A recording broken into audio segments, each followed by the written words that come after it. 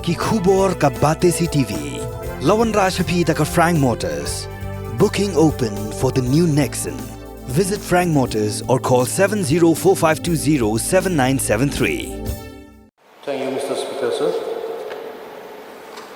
Under Rule 54.1 of the Rule and Procedure on Conduct of Business, I would like to call the attention of the Deputy Chief Minister in charge home upon the news item published in Maupo dated 2nd August 2023 under the caption Mi Kakunhun Kai Klau Tumai Karbi Chong Sir Khasi-Pnar Basa Block 1. Mr. Speaker, sir, I would like to thank you for allowing me to raise this very important issue. And as we all know, and as we have seen that interstate border issue is one of the main priority of this present government, and I really appreciate the effort of the government and also the effort that has been put by the Honorable Chief Minister, sir, to resolve this very important issue. But, sir, I have some few submissions. First of all, sir, as I've said before, I would like to thank you for permitting my call attention. And this call attention is not only aimed at drawing the attention of the House, but more importantly, sir, to impress upon the government of the need to prioritize this matter, as it has the potential to disrupt the communal harmony in the disputed area, which are still under negotiation with the government of Assam, and this could arrest the peaceful approach of both the state governments. And this may lead to further delaying the ongoing border resolution talk. And also, sir, this does not augur well for the future of our state and especially of our brethren who have been separated from us by a notification in 1951 under the grab of administrative convenience then while we were under undivided Assam. Without going any further, sir, first I would like to submit my attempt at translating the news report that appeared in the local newspaper Maupo dated July the 2nd August 2023 under the caption Mi Kakunhun Kai Klau Tumai Karbi Chong Sir Khasi-Pnar Basa Block 1, which when translated to English, sir, read as a new militant outfit of the Karbi has surfaced. Khasi-Pnar inhabitants of Block 1 are in fear psychosis. The report, sir, that was dated July the 2nd August 2023 read as follows. The inhabitants of Elaka ng Labang ng Pulot, Pangam Raliang, publicly known as Block 1, have expressed their deep concern and fear at the surfacing of this new militant outfit known as the United Front of Karbi Long, UPF-KL, as per the local news report of the Karbi Anglong on the 29th and 30th of July 2023. And also, sir, two of the members of this outfit have been arrested by the police of Manja Police Station, Karbi Anglong, and whose name are Sanjay Ingti and Rajesh Pongcho, both residents of Jingïada under Block 1 area. And from these two, sir, as per the report, the police have managed to seize 2 pistols, a hand grenade, and also, sir, at the same time, many incriminating demand notes have been recovered under the name of the UPF-KL. Although, sir, the police did not reveal the name on this demand note, but some sources revealed that they were meant to serve to the Khasi-Pnar community. And as per survey conduct independently, sir, it was further revealed that the new outfit has recruited more than 500 members, and the main objective of the formation of this new outfit is to terrorize and instill fear amongst the Khasi-Pnar inhabitants in Block 1 area, sir.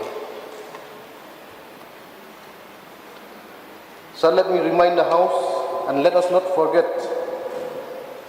the historical facts that are present in the record of both estates that tells us the story of how the Khasi-Pnar inhabitants of Block 1 were made refugees in the year 2003, where around 5,000 of them have to flee their ancestral villages and seek refuge in Saksniang village.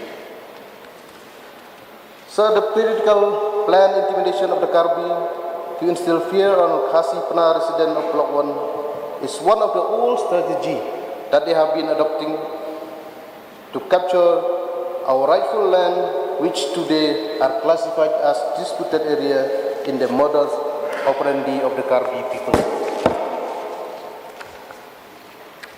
And also, Mr. Speaker, sir, the imposition of illegal payments to avail road to economic, medical and educational facilities by a section of the Karbi outfit under no constitutional provision is but an illegal planned harassment. And it has been a traumatic and harrowing experience that our people have acclimatized to all because they believe that one day they will constitutionally be a part of Meghalaya again. And this very hope, sir, give the people, the Khasi-Pnar people, the strength and resilience to live this subdued life, and with a very high anticipation that our state leader will not let them down. And Mr. Speaker, sir, in this very august house, through you, I have this one very important question. Is it not our responsibility to correct this historical injustice meted out to our own Khasi-Pnar people? Sir, however, in course of my late father's attempt and even my own personal attempt to bring this issue to the many government of our beloved state, I have at this juncture only what follows as a probable solution.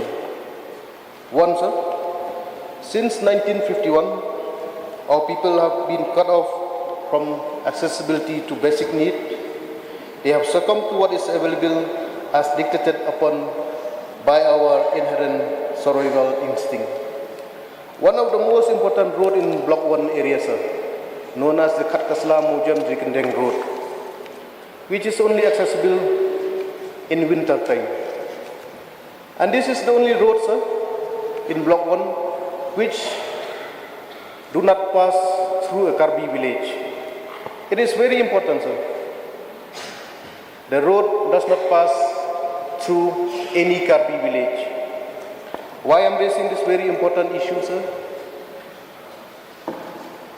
Most of the road that the people of Khasi-Pnar use in Block 1 area, they have to grow or they have to pass through several Karbi villages, sir.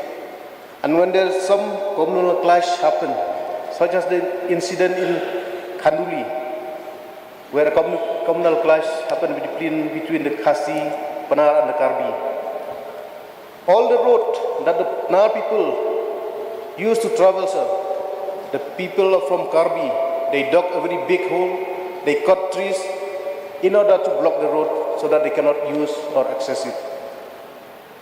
So that's why, sir, this very important road I have raised on the floor of the house not less than 3 times.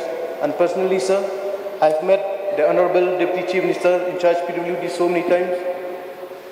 And once again, sir, in this very august house, through you, Mr. Speaker, sir, I would like to once again request upon our Honorable Deputy Chief Minister in charge PWD, sir, to kindly take a special consideration for the construction of this very important road, sir, the Khasi-Pnar Road.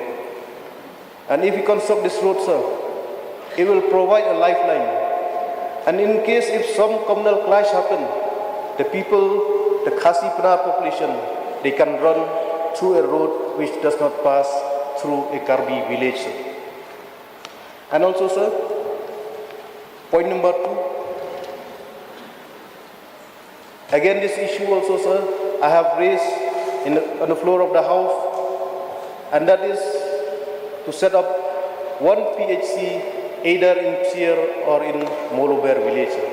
Till now, all these people, all these villages in Block 1 area, They have to come all the way from Mojem, from Lamarang, from Chinong Tumei, which is around 25 to 30 kilometers away. They have to come all the way to Sasniang village, sir. So that's why, sir, I would like to request upon the government. We have seen that the government has done so many good things for the people and for the state as a whole.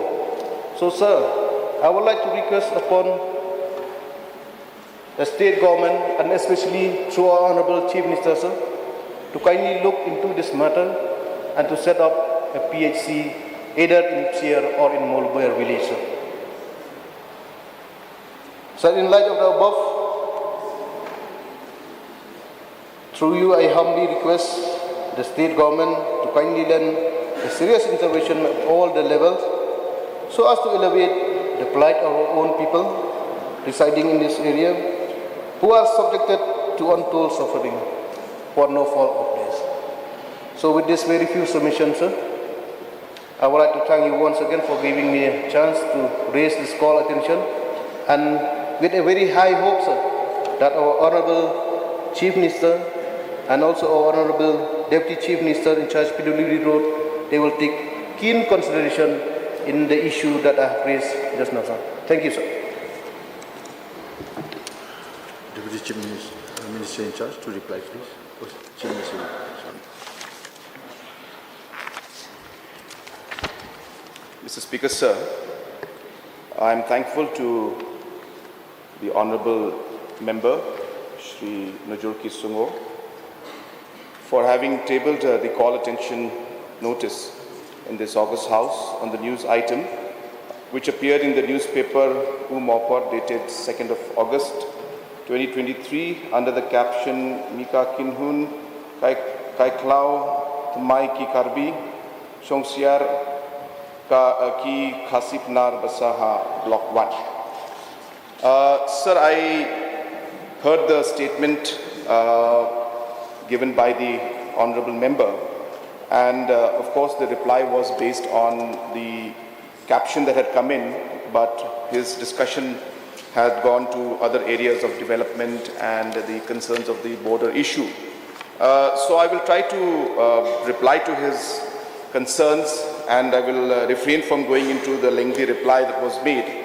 But I would just like to go in some of the operative parts concerning this particular matter. So first and foremost, sir, the letter had come to us from the Jaintia Students Movement, and based on this letter and the information provided by them on this letter, sir, we are of course replying and acting on the actions are being taken on that matter.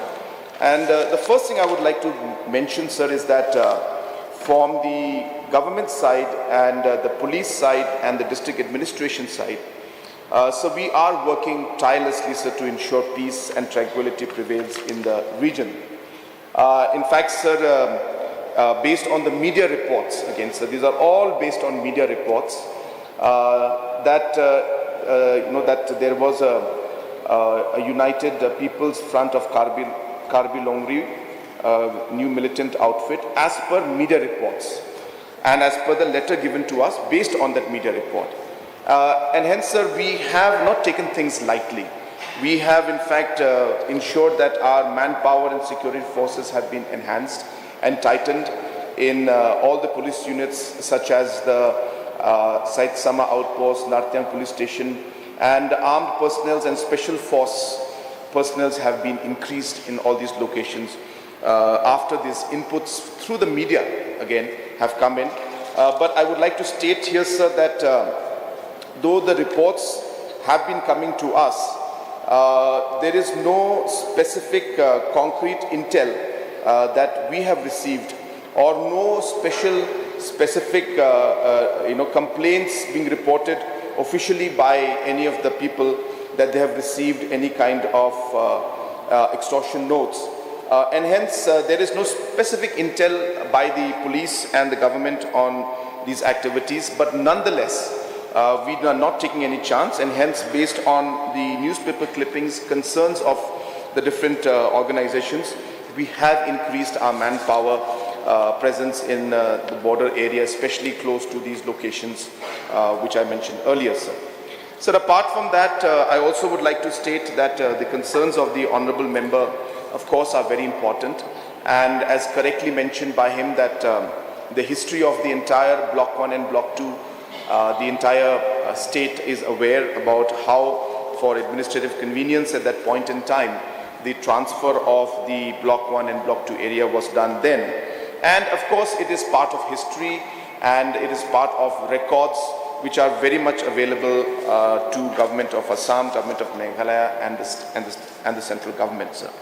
And hence, given those circumstances, as a state government, keeping in mind the concerns of the people living in that area, we have started engaging with Assam government on this issue, along with the Karbi Anglong District Council. And these are complicated matters. And hence, I will refrain from going into the details of what the discussions are or how we are moving forward. But the important point is that Government of Meghalaya, for the very first time in such a serious manner, of course past governments also have made their efforts, but never have we seen this kind of effort in all the areas of differences that were there, that the state government, along with the Assam state government, has been engaging to find an amicable solution to this entire problem. So, sir, we are working on it. And in fact, in the first week or second week of October, as I have already mentioned and informed the House, that there will be another round of meeting with the counterparts, that is the regional committee chairmen and the Honorable Chief Minister and the Government of Assam, to discuss the matters, and there will be a special focus being given to Khanduli PCR Block 1, Block 2 area, keeping in mind the current situation and the slight tension that was prevailing out there.